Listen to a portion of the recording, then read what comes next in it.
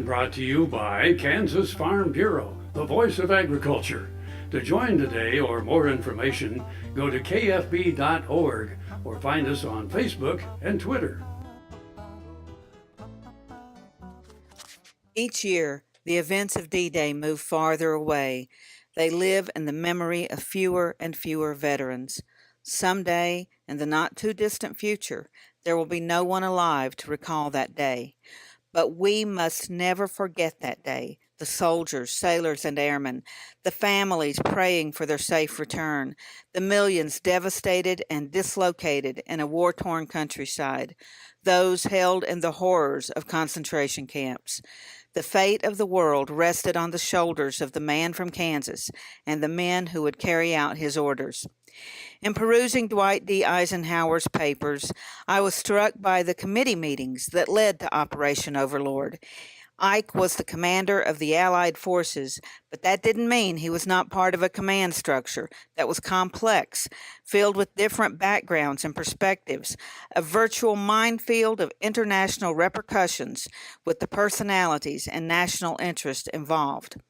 Ike's strength lay in his ability to bring about consensus, and yet there were times when his patience was tried and he threatened to walk away.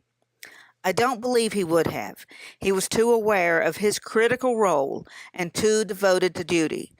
But in recalling this day that changed the course of history, we should also recall that it was not a smooth path, not an easy decision, and that Ike's plan was met with great criticism. In the end, it was Ike's decision, as his comrade General Omar Bradley remarked, solely Ike's decision. Let us listen together to the words of that son of Kansas.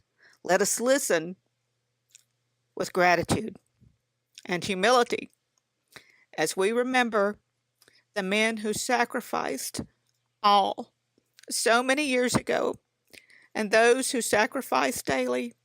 God bless them.